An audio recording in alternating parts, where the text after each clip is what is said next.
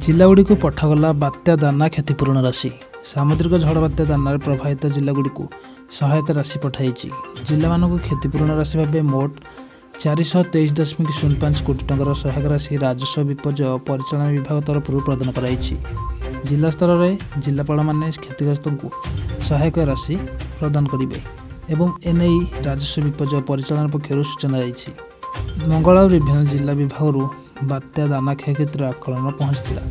ओडिशा सामयिक भाव फसल घर और विभिन्न विभाग चूड़ांत आकलन अनुଯାयी 616 कोटी 19,30,000 टंकार क्षयक्षति घटी। 14 जिलार 166 ब्लॉक मध्य 131 ब्लॉक प्रभावित होती। 11,637 गाँव प्रभावित होता बेले 41,04,000 लोक प्रभावित होती। सेहीपरि 3,62,935.37 हेक्टर जमी प्रभावित होती। फसल प्रभावित अंचल होची 1,72,356.81 हेक्टर जमी। 8,292.82 लक्ष हेक्टर जमी रे फसल क्षतिग्रस्त होती। 33% अधिक क्षति होते क्षतिपूरण इनपुट सब्सिडी भितर आसो कही।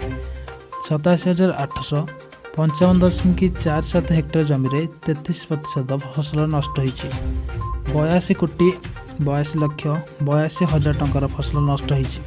16,417 घर आंशिक बा संपूर्ण प्रभावित होता बेले 21,32,00,000 टंकार घर क्षयक्षति होती।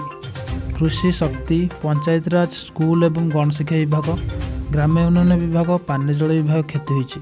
यहसबू विभाग 512,26,16,000 टंका क्षति होती। बात्या समय रिलीफ खाइबा मेडिकल सेवा और अन्य आनुषंगिक कार्य 23,37,37,000 टंका खर्च होती। मोट 16,19,30,000 टंका क्षयक्षति होती।